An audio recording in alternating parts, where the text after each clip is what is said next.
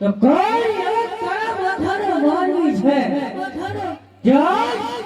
મારું ઇન્દ્રસન પડાવી લેવા માંગે છે તો કોઈ તારા માથાનો માનવી આજ તપ ધરી રહ્યો છે અને મારું ઇન્દ્રસન પડાવી લેવા માંગે છે જે આજે કાળાને માથાનો માનવી તપ રહે છે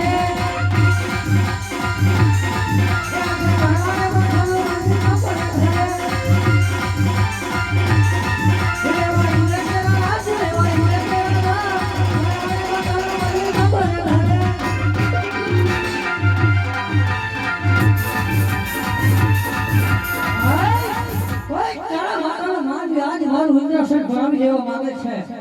અરે મારું ઇન્દ્રસન આજ હાલત રોલક થઈ ગયું છે હે ડોલે ડોલે પૂછીને આકાશ રે ડોલે વાગીને રાગલા હે ડોલે પૂછીને આકાશ રે ડોલે વાગીને રાગલા હે કોણ જાગે મહામત રે ડોલે વાગીને રાગલા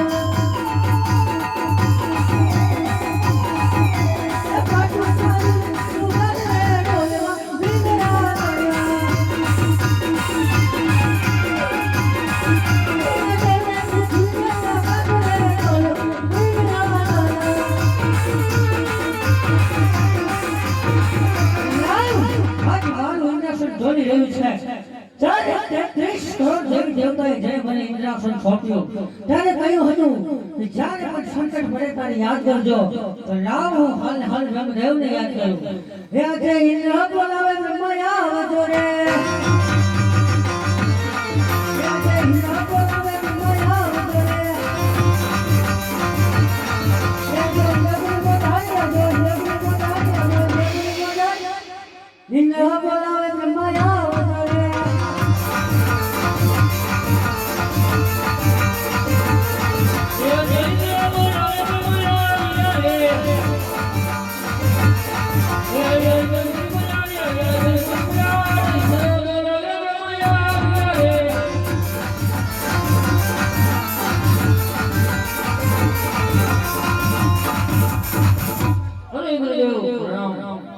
प्रणाम ब्रह्मदेव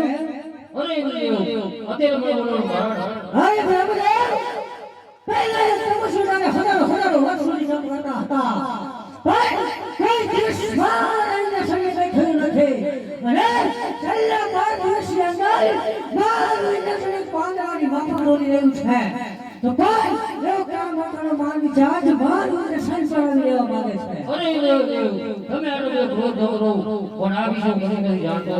તો લાવ અત્યારે દેવ વિષ્ણુને બોલાવો એ આ જગમાં બોલાવે વિષ્ણુ આવ્યો રે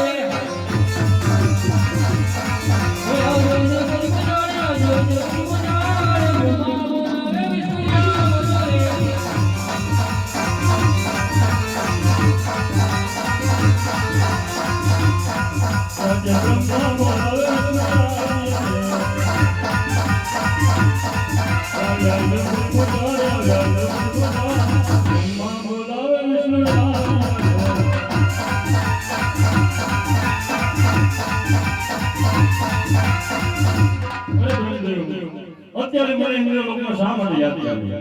અરે વિષ્ણુદેવ તમને ઇન્દ્ર એવું બોલાવે છે અરે દેવેન્દ્ર અત્યારે મારું શું કામ કર્યું? હે દેવ વિષ્ણુ પહેલા તમે સુધાર હજારો વર્ષ સુધી કામ કરતા હતા પણ મારા એને સંગે કઈ થયું નથી અને છેલ્લા 12 દિવસની અંદર મારું ઇન્દ્રને પાંદડાની માફક જોડી રહ્યું છે તો કોઈ એવો કાળા માતાનો માનવી છે આજ મારું ઇન્દ્ર સંગ પડાવી લેવા માંગે છે અરે દેવેન્દ્ર તમે શાંત થાઓ, આટલો બધો ક્રોધ ન કરો. જેવી રીતે તમારી ઇન્દ્રપુરી ડોલી રહી છે